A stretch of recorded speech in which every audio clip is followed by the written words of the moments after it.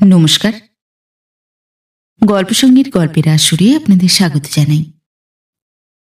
আজ আপনারা শুনবেন বিভূতিভূষণ বন্দ্যোপাধ্যায়ের লেখা গল্প যাচাই।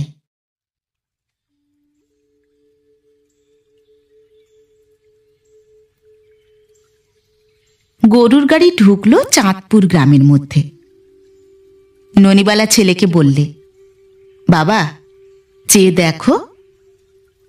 ঘুমোইনি মা, চেয়ে আছি। এই গাঁয়ের সীমানা, ওই গেল দুলে পাড়া। ব্রাহ্মণ পাড়া কত দূর? আরও আগে। ননিবালা সারা দেহে মনে একটি অপূর্ব অনুভূতির শিহরণ। মনে পড়ল আজ ৩০-৩২ বছর পূর্বে একদিন এই গ্রামে নববধূরূপে ঢুকবার সেই দিনটির কথা। তিনি ছিলেন পাশে। আজ যেমন ছেলে সুরেশ তার পাশে বসে রয়েছে, তেমনি মুখ চোখ, তেমনি চোখের দৃষ্টি, বয়সেও তাই। চাঁদপুর গ্রামে ঢুকবার কিছু পরেই কাক কোকিল ডেকে ভোর হয়ে গেল। সুরেশ গাড়ি থেকে নেমে গাঁয়ের পথের ধুলো তুলে মাথায় দিলে। মাকে বললে, তোমরা কতদিন গাঁ থেকে গিয়েছিলে? তোর বয়স ২১ বছর? হ্যাঁ, ওর স্কুলে চাকরি গেল, আমরা এখানকার মায়া কাটালুম। বাবা দুঃখ করেননি? আহা, মরবার আগেও প্রায়ই বলতেন, বড় বউ একবার যদি চাঁদপুর যেতে পারতাম ফিরে, তবে বোধহয় কিছুদিন আরো বাঁচতাম। ওখানে এখনো চৈত্র মাসের দুপুরে বুড়িরা কুলচুর শুকুচ্ছে রোদ্দুরে। বাঁশবনে কত কোকিল পাপিয়া ডাকছে। আমি গাঁয়ে যাব। শহরের ছোট্ট বাসার মধ্যে উনি চিরকাল হাঁপিয়ে এসেছেন, আর তেমনই গরম সেখানে। আমি যদি তখন বড় হতাম, বাবাকে আবার জন্মভূমিতে ঠিক নিয়ে আসতাম, বলে দিচ্ছি। সুরেশ ছিপছিপে চেহারার, শক্ত হাত পাওয়ালা যুবক। ফুটবল খেলে ভালো। দেশ স্বাধীন হবার পরে রাইফেল ক্লাবে যোগ দিয়ে খুব রাইফেল ছোঁড়া অভ্যেস করেছে। এইবার রেলের শিক্ষানবিশ শেষ করে ভালো চাকুরি একটা পাবে। শিক্ষানবিশির সময়ই ও খেলোয়াড় হিসেবে রেলের উপনিবেশের শহরটির অনেক বড় বড় অফিসারের দৃষ্টি আকৃষ্ট করেছে। শিক্ষানবিশির ছাত্রও সে ভালো। অঙ্ক বেশ ভালো জানে বলে অঙ্কের টিউশনিতে মাসে আজকাল ৭০-৮০ টাকা রোজগার করে।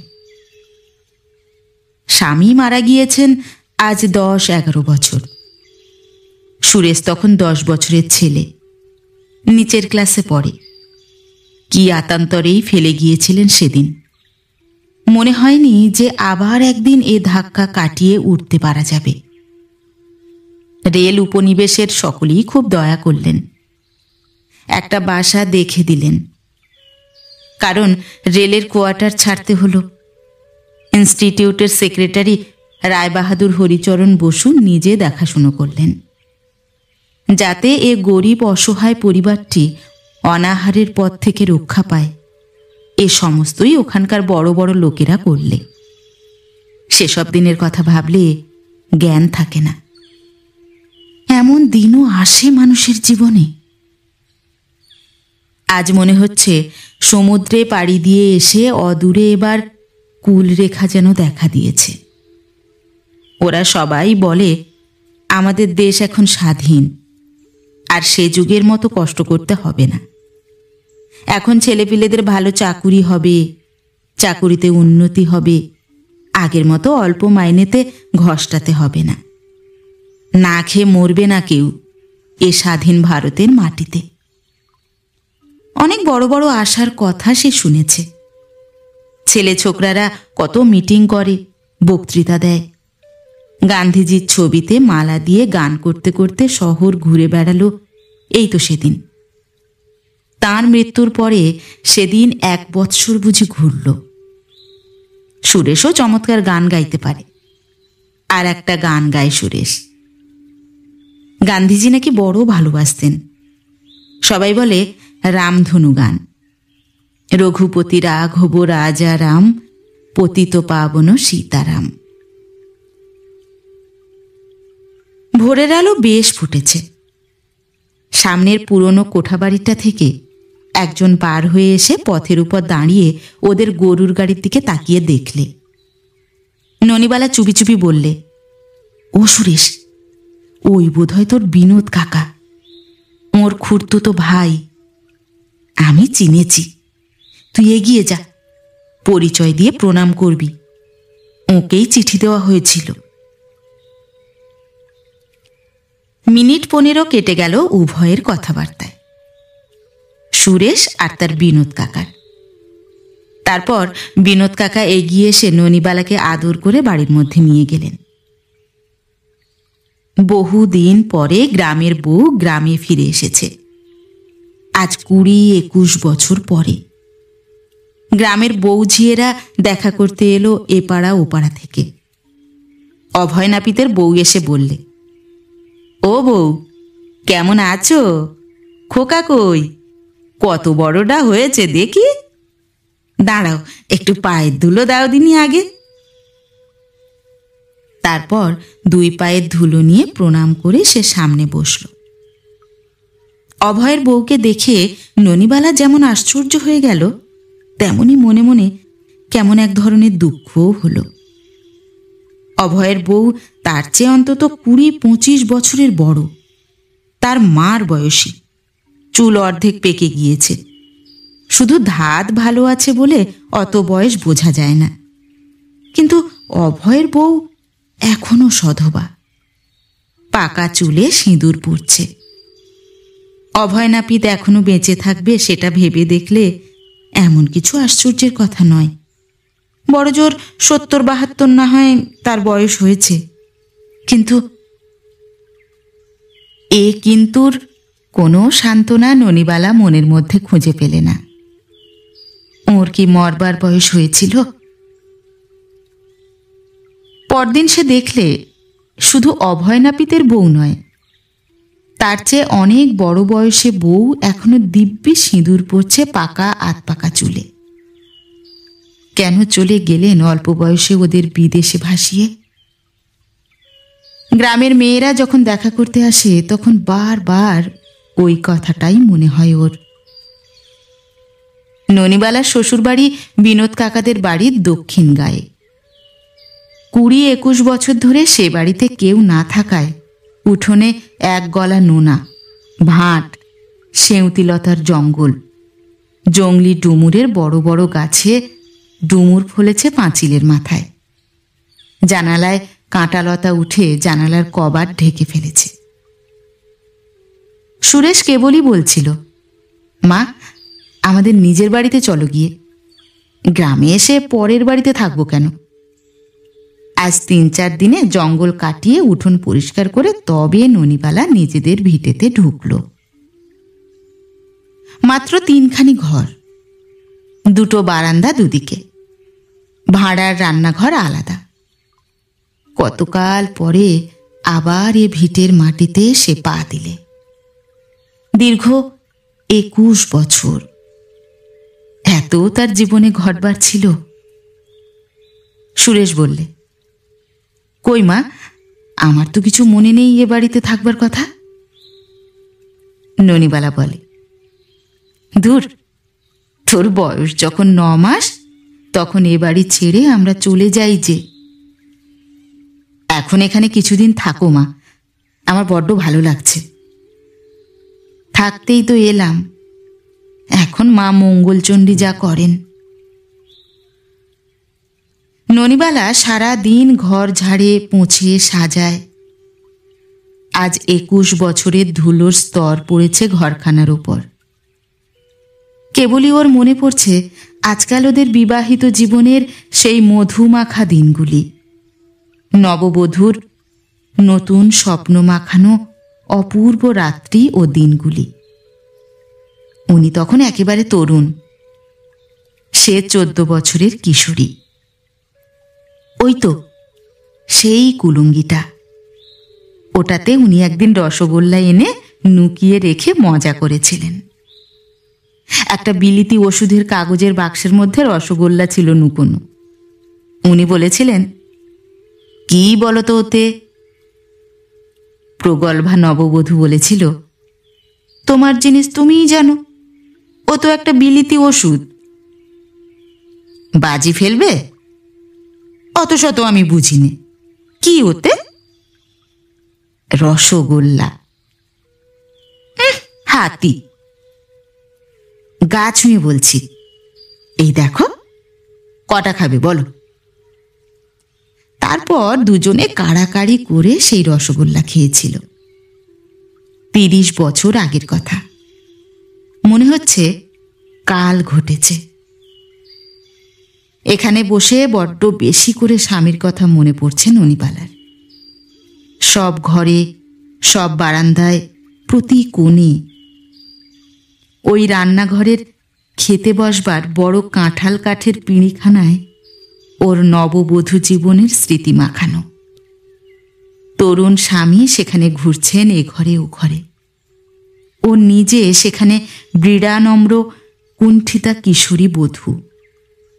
নতুন প্রেমের স্পর্শে দুরু দুরু বুক নিয়ে আলতা পরা পায়ে এ ঘরে ও ঘরে গৃহকাজ করে বেড়াচ্ছে নবীন উৎসাহ নিয়ে।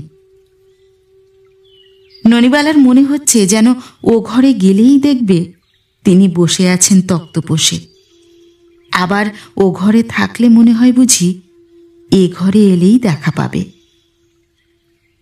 আগেকার দিনের মতো লুকোচুরি খেলা এখনো কি চলবে? একবার উনি নতুন ধানের শীষ নিয়ে এসে ঘরে ঢুকলেন। বললেন, লক্ষ্মীর ঝাঁপিতে রেখে দাও, নতুন জমির নতুন ধান। শাঁখ বাজাও, তুমি ঘরের লক্ষ্মী। শাঁখ বাজিয়ে অভ্যর্থনা করার নিয়ম তোমার। ঠিক দুপুরে গম গম রোদে অলস নিমফুলের গন্ধের মধ্যে কতকাল আগের তার কথাই মনে পড়ে। ননিবালা এক দৃষ্টে চেয়ে থাকে বাঁশঝাড়ের ঘন ডালের দিকে, কিন্তু মন তখন অতীত দিনের কোন আবেশাতুর মুহূর্তটিতে স্থির নিবদ্ধ। হয়তো সে সময় ছেলে সুরেশ বলে ওঠে, মা, একটু খাবার জল দাও না। ননিবালা চমকে ওঠে ধ্যান ভেঙে, লজ্জা পায় পাছে ছেলে কিছু না বুঝে ফেলে। ছেলেকে জল দিয়ে হয়তো কাঁথা সেলাই করতে বসে গেল, কিংবা নতুন পাড়া তেঁতুলের রাস বঁটি পেতে কাটতে আরম্ভ করে দিলে। অমনি মনে পড়ে যায় সেই সব দিনে এমন চৈত্রের দুপুরে বাড়ির পেছনের গাছের তেঁতুলের রাস এমনি কাটতে বসেছিল একদিন। উনি পেছন থেকে এসে চুপি চুপি বললেন, তেঁতুল কাটা রাখো, নুন দিয়ে নেবু পাতা দিয়ে তেঁতুল জড়াও দিকি বেশ করে। চুপ, মা টের পাবেন, পালাও তুমি, তেঁতুল খেলে জ্বর হয়। ইস, উনি যেন আর খাবেন না, একলা আমি খাবো কি না? মা ঘুমোচ্ছে, তুমি তাড়াতাড়ি উঠে এসো তো লক্ষ্মীটি, জিভে জল আসছে না তেঁতুলের নামে, সত্যি কথা বলো। ননিবালাকে উঠে যেতে হয় কাটা তেঁতুলগুলো নিয়ে রান্নাঘরের দিকে। উনি বলেন, দাঁড়াও, আমি নেবু পাতা নিয়ে আসছি, তেঁতুলগুলো একটু ধুয়ে নিও, বড্ড বালি কিচকিচ করবে নইলে। ননিবালা ধমকের সুরে বলে, হ্যাঁ গো হ্যাঁ, সর্দারি করতে হবে না, তেঁতুল ধুয়ে কেউ জড়ায় না, জিজ্ঞেস করো গিয়ে, পানসে হয়ে যায়। দুজনে কাড়াকাড়ি করে সেই এক তাল জড়ানো তেঁতুল খেয়ে ফেলে। পরদিনই ওর সর্দি আর গলা ব্যথা। ননিবালা আঙুল তুলে কৌতুকের সুরে বলে, কেমন বলেছিলাম না, কথা শোনা হলো? আমার কথা শোনা হবে কেন, আমি কি আর কেউ? মাকে যেন কোনো কথা বলো না। ঠিক বলে দেব, চালাকি বার করে দেব, দেখো। আর একটু তেঁতুল চলবে, নিয়ে আসবো নুন নেবু পাতা দিয়ে। ননিবালার দু চোখ বেয়ে জল গড়িয়ে পড়ে। তাড়াতাড়ি মুছে ফেলে আঁচল দিয়ে। ছেলে পাছে টের পায়। আজ যদি তিনি থাকতেন। মরার বয়স হয়নি তো, অনায়াসেই থাকতে পারতেন। আজ কি সুখের দিন তাহলে। খোকা এত বড় হয়েছে, যে দেখে সেই ভালো বলে। দুদিন পরে মা মঙ্গলচণ্ডীর কৃপায় রেলে ভালো চাকরি করবে। উনি পায়ের উপর পা দিয়ে বসে খান না কেন? আমরা তাকে কাজ করতে দিতাম না। আরাম করে খান না ছেলের রোজগার। এই দুপুরে বসে বসে কত গল্প করতাম দুজনে। ছেলের বউ সেবা করত, তেঁতুল জড়িয়ে নিয়ে আসত। পৃথিবীর পথে সে যেন একা। সঙ্গী চলে গিয়েছে তাকে ফেলে। দীর্ঘ পথ সামনে, দূর থেকে দূরে বিস্তৃত। কে জানে কতদিন চলতে হবে এই টানা পথ বেয়ে। না না, তার খোকা, তার সুরেশ আছে, বেঁচে থাকছে। তার ঘর কন্যা গুছিয়ে দিতে হবে। ছেলে মানুষ ওরা, সংসারের কি জানে, তাকেই গুছিয়ে দিতে হবে সব। সুরেশ এসে বলে, মা একটু তেঁতুল জড়াও না, নুন দিয়ে নেবু পাতা দিয়ে। ননিবালা চমকে উঠে ছেলের তরুণ মুখের দিকে চেয়ে থাকে অবাক হয়ে। অন্যদিকে মুখ ফিরিয়ে সে চোখের জল রোধ করলে। ছেলে কি করে জানলে তার বাবা অবিকল এমনই সুরে, এমনই টান দিয়ে কথা বলতো? গ্রামে ফিরে আসা পর্যন্ত ওর প্রতি পদক্ষেপ যেন সে শুনতে পায়। কি জানি, কিছুই যেন ভালো লাগে না। সব যেন ফাঁকা, অর্থহীন হয়ে গিয়েছে। কোনো কাজে আর উৎসাহ নেই। একদিন ও পাড়ার হরিদাস চক্রবর্তীর বাড়ি সত্যনারায়ণের পুঁথি শোনা ও প্রসাদ খাওয়ার নিমন্ত্রণে সে পাড়ার ঝি বউদের সঙ্গে গেল। সেকেলে কোঠা বাড়ি, দালানে পুজোর জায়গা হয়েছে। মাদুর পেতে দেওয়া হয়েছে নিমন্ত্রিতা মেয়েদের জন্যে। পুরুষেরা বসেছে বাইরে রোয়াকে। পূর্ণিমার রাত্রে উঠানের বড় নারকোল গাছগুলোর ছায়া পড়েছে রোয়াকে। সদ্য তোলা জুঁই ফুলের সুগন্ধে ভুরভুর করছে পুজোর বারান্দা। হরিদাস চক্রবর্তীর বউ বললেন, এসো এসো ভাই, কতদিন গায়ে আসনি। সেই একবার এসেছিলে অনন্ত চতুর্দশীর ব্রত উদযাপনের সময়, মনে পড়ে? ননিবালা বললে, খুব মনে পড়ে। তখন তোমার নতুন 2-1 বছর বিয়ে হয়েছে। 2 বছর আগে। চেহারা আগের চেয়ে খারাপ হয়ে গিয়েছে। আর চেহারা দিদি, কি দরকার আমাদের চেহারায় বলুন? সেপার তো ঘুচে গিয়েছে। আহা, সে আর বলো না ভাই। ঠাকুরপো তো ছেলে মানুষ, আমাদের ওদের চেয়ে কত ছোট। তার কি এখন যাবার বয়স হয়েছিল? সবই অদেষ্ট। কি বলবো বলো? ননিবালার দু চোখ ততক্ষণে জলে ভরে গিয়েছে। অন্যদিকে মুখ ফিরিয়ে রইল, নয়তো জল গড়িয়ে পড়বে গাল বেয়ে। সে একটা লজ্জার কথা এদের সামনে। তার মনে যে কি অভাব, সে কথা এরা কেউ বুঝবে না। সে মধুর অনুভূতির স্মৃতি এদের জীবনে পুঁজি নেই। স্থূল জীবনযাত্রা চালিয়ে যায়, রান্নাবাড়া করে, খাইয়ে ঘর কন্যা গৃহস্থালি করে। তার মনের সে অনুভূতির ধারণাই নেই এদের। চোখের জল দেখে ভাববে ঢং করে কাঁদছে লোক দেখানোর জন্যে। পাশের বাড়ির কানাই গাঙ্গুলির পুত্রবধূ এসে বসল ওর পাশে। ওর সঙ্গে আলাপ করে ফেললে। অল্পদিন বিয়ে হয়েছে, একটি মাত্র মেয়ে, 9 মাস বয়স।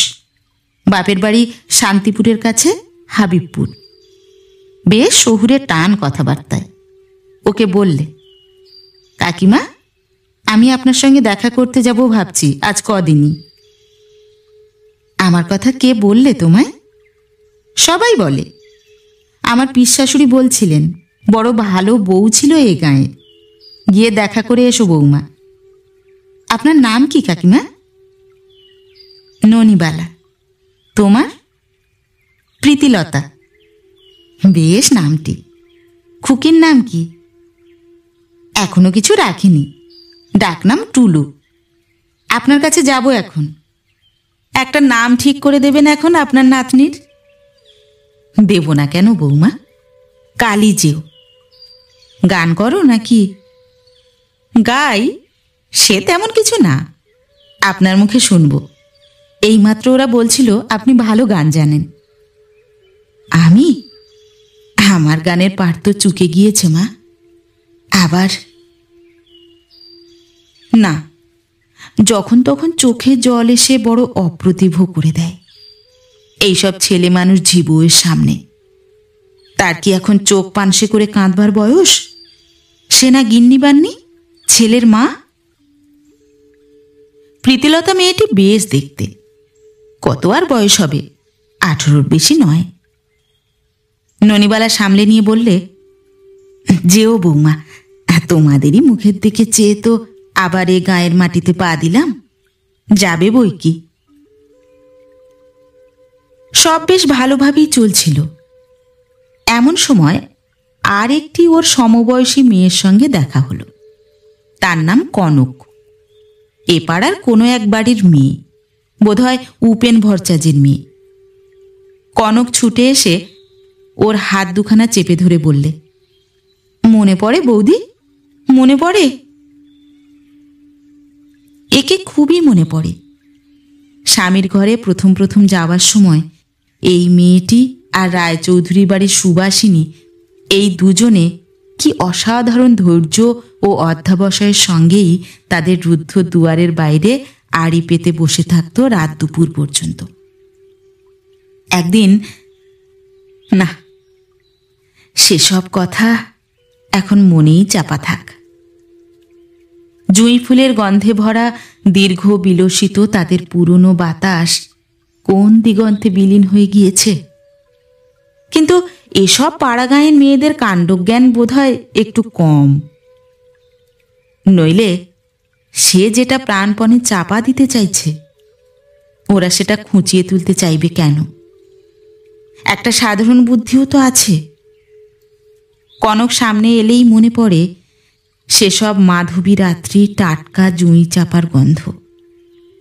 কেন এরা সামনে আসে? ননিবালা মুখে অতি কষ্টে হাসি টেনে বললে, হ্যাঁ ভাই কনক ঠাকুরছি, ভালো। তুমি? দেখতেই পাচ্ছ। তা তো দেখছি। আহা, মনে পড়লে বুক ফেটে যায়। সেদিনের কথা, সেই রাত্রে দাদা আমার মুখে খড়ি গোলা মাখিয়ে দিলে আড়ি পাতবার জন্যে, মনে পড়ে? না, এদের যেন আর কোনো কথা নেই আজকার দিনে। ননিবালা চুপ করে রইল দেখে কনক বোধহয় কিছু অপ্রতিভ হল। সেও চুপ করে গেল। খুব লোকজনের ভিড়। দালানের মধ্যে মেয়েদের প্রসাদ খাবার পাতা সাজিয়ে দেওয়া হলো। ননিবালা এবং অন্যান্য মেয়েরা সেখানেই বসল। সত্যনারায়ণের পুঁথি পড়া আরম্ভ হলো। খানিক পরে সেখানে একজন বৃদ্ধ লাঠি হাতে এসে দাঁড়ালো। বৃদ্ধের বাঁ হাতে একটা বাটি। বৃদ্ধ এসে বললে, পুজো হয়নি? হরিদাস চক্রবর্তীর ছেলে বললে, না, আসুন জ্যাঠামশাই, বসুন। মেয়েদের মধ্যে আর বসবো না, যাই বাইরে। কত দেরি হবে? বেশি দেরি হবে না জ্যাঠামশাই, আবার বাড়ি গিয়ে রুটি করতে হবে, তবে খাবো। বেশি রাত্রির না হয়। ননিবালা পাশের কাউকে জিজ্ঞেস করলে, উনি কে ভাই? সে বললে, চাটুর্যে বুড়ো। ছেলেরা মস্ত রোজগেরে কলকাতায় থাকে। বুড়ো বাবা এখানে পড়ে আছে, খোঁজও নেয় না। বউ বেঁচে নেই বোধ হয়? খুব আছে, ছেলেদের কাছে কলকাতায় থাকে। ইনি যান না কেন ছেলেদের কাছে? তা কি জানি দিদি, তা বলতে পারিনি। এখানে থাকে তাই তো দেখি। আর তুমিও যেমন, নিজের খবরই রাখতে পারিনি, তার আবার পরের খবর নিতে যাচ্ছি। রাত অনেক হয়ে গেল। পুজো ও পুঁথি পড়া শেষ হতে। ননিবালা যখন ছেলের সঙ্গে বাড়ি যায় তখন দেখতে পেলে সেই বৃদ্ধ ওদের আগে আগে চলেছেন লাঠি ঠক ঠক করতে করতে। ওদের দেখে বললেন, কে যায়? তোমাদের তো বাবা চিনতে পারলাম না।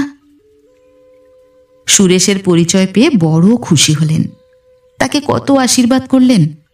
ননিবালাকে বললেন, তোমার বিয়ের পর একবার বৌমা তোমায় দেখেছিলাম, বিয়ের বউ ভাতের দিন। যেও আমাদের বাড়ি, কেমন? কালই যেও। পরদিন বিকেলে ননিবালা চাটুর্যে বুড়োর বাড়ি গেল। সামনে বারান্দাওয়ালা সেকেলে কোঠা বাড়ি, একদিকে ডুমুর গাছ, অন্যদিকে একটা বাতাবি নেবুর গাছ। উঠোনের পূব দিকে একটা পেঁপে গাছে অনেকগুলো পেঁপে ধরেছে। বুড়ো বললে, কি দেখছো বৌমা? ওসব আমার নিজের হাতে করা। সবাইপুরের বিশ্বেষদের বাড়ি থেকে বীজ আনিয়েছিলাম আজ 9 বছর আগে। সেই গাছ, তখন ওরা সব এখানে ছিল। ননিবালা বললে, ওরা কারা জ্যাঠামশাই? তোমার জেঠিমা। আপনাকে এখানে রেঁধে দেয় কে? নিজেই। খুব ভালো রাঁধতে পারি। এই এখন বসে পরোটা করব। জেঠিমা থাকেন না এখানে? না না, ওর বড় ছেলের কাছে থাকে কলকাতায়। ক ছেলে আপনার? 3টি। তা নিজের মুখে বলতে নেই, 3 ছেলে ভালো চাকুরি করে। শ্যামবাজারে তেতলা বাড়ি, ইলেকট্রিক লাইট, ফ্যান। বড় ছেলের মোটর গাড়ি, 10-এ মানে 10-এ চেনে। চাটুর্য সাহেব বললে সাপ্লাই ডিপার্টমেন্টের এক ডাকে সকলে চেনে। চেহারাও একেবারে সাহেবই। নিজের ছেলে বলে বলছি, তা ভেবো না।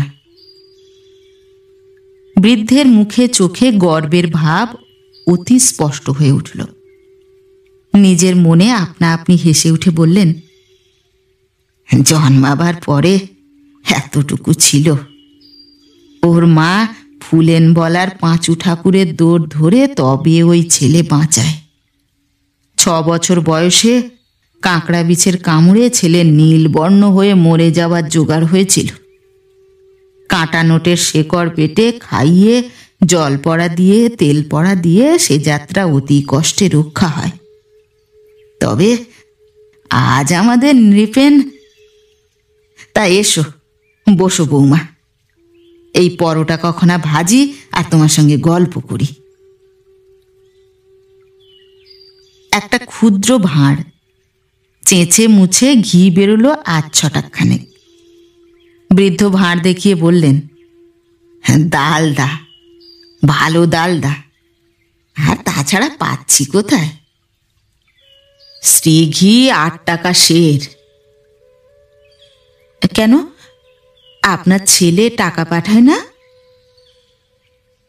বৃদ্ধ তাড়াতাড়ি বলে উঠলেন, নেপেন, তার অনেক খরচ। রোজগারও যেমনি, খরচও তেমনি। আমি আর তাকে বিরক্ত করি নে। আমার বিঘে 3 ধানের জমি আছে, আর ধরো লাউ করি, কুমড়ো করি, ঢেঁড়স, ডাঁটা সব তৈরি করি নিজের হাতে। বেশ চলে যাচ্ছে। নেপেন পুজোর সময় একখানা ভালো থান কাপড় পাঠিয়ে দিয়েছে, ফাইন থান। তা বৌমা, সে আমি তুলে রেখে দিয়েছি। বারবার দেখি, বলে বড় খোকা আমায় দিয়েছে। ছোট ছেলের বাসা আগে ছিল কলকাতায়, এখন মণিপুরে। সে একজোড়া চটি জুতো পাঠিয়ে দিয়েছিল পুজোর সময়। ননিবালা ইতিমধ্যে পরোটা কখনা বেলে দিয়ে বললে, আপনি ভেজে নেবেন না আমি দেব? না মা, আমি নিচ্ছি। কেন কষ্ট করবেন, সরুন, আমি করে দিচ্ছি। ননিবালা খাবার তৈরি করে জাল দিয়ে পিঁড়ি পেতে বৃদ্ধকে যত্ন করে খেতে বসিয়ে দিলে। চাটুজ্জে বুড়োর মুখের ভাব দেখে মনে হলো অনেক দিন তাকে এমন যত্ন করে কেউ খাবার করে খাওয়ায়নি। বুড়ো বললে, কি সুন্দর পরোটা হয়েছে, মেয়ে মানুষ না হলে কি খেয়ে তৃপ্তি? মেয়েদের হাতের রান্নাই আলাদা। বেঁচে থাকো বৌমা, বেঁচে থাকো। মুখ বদলালাম অনেক দিন পর। আপনার ছেলেদের বউ কেউ এখানে থাকেন না কেন? না না, পাগল, তাদের কি এই অজ পাড়া গাঁয়ে থাকতে বলতে পারি? তুমি জানো না, এসব অশিক্ষিত স্থানে তাদের আমি আসতে বলতে পারি না। তাদের মন থেকে এখানে। গরিব ছিলাম বটে, কিন্তু ছেলেদের মানুষ করে দিয়েছি কষ্ট দুঃখ করে। বিয়েও দিয়েছি তেমনি ঘরে। বড় বৌমার বাবা মতিহারিতে সিভিল সার্জন, মেজ বৌমার বাবা নেই, মামারা খিদিরপুরে বড় কন্ট্রাক্টর। রায়চৌধুরী কোম্পানির নাম শুনেছ? সেই রায়চৌধুরী কোম্পানি। ছোট বৌমার বাবা এখন বাঁকড়োর সদর এসডিও। বড় বৌমা ম্যাট্রিক পাস, ছোট বৌমা বিএ পর্যন্ত পড়েছিল, পরীক্ষা দেননি। ইংরেজি বলেন কি, আড়াল থেকে শুনেছি, যেন মেম সাহেব। বৌমা, এসব গল্প কথা এখান থেকে শোনাবে, নিজের চোখে না দেখলে।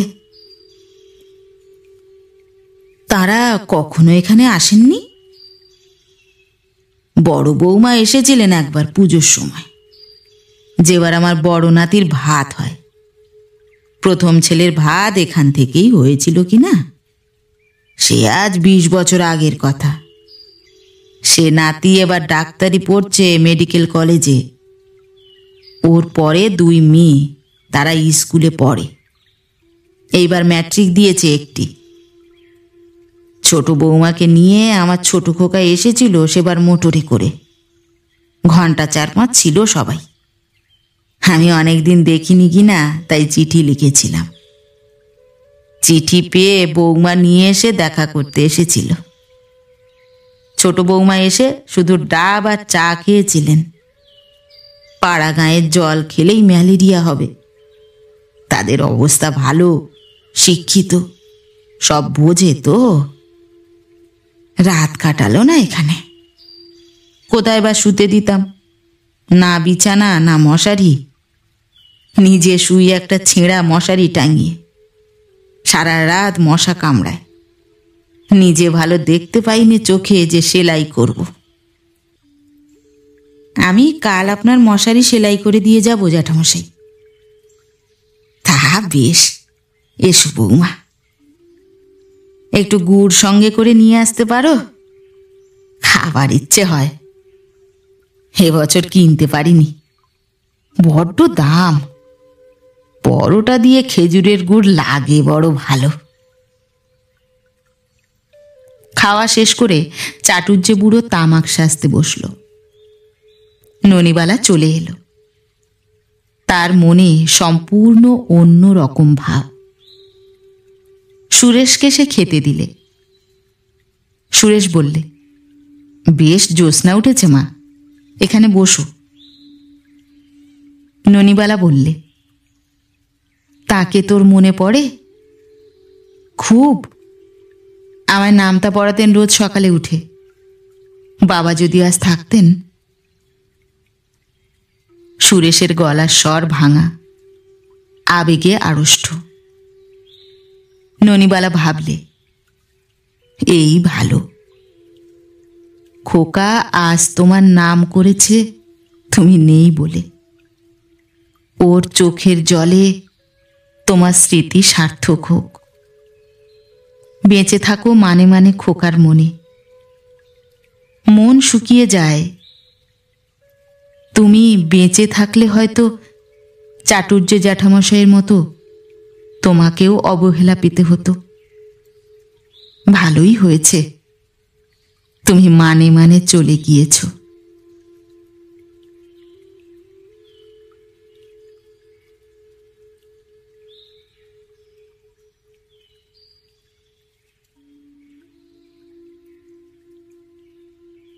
নমস্কার। নতুন একটি গল্প নিয়ে খুব শিগগির ফিরে আসছি। ততক্ষণ সবাই ভালো থাকবেন, সুস্থ থাকবেন। গল্প পাঠ কেমন লাগলো অবশ্যই কমেন্ট করে জানাবেন, এবং ভিন্ন ভিন্ন স্বাদের অডিও স্টোরি শোনার জন্য অবশ্যই চ্যানেলটি সাবস্ক্রাইব করবেন। ধন্যবাদ।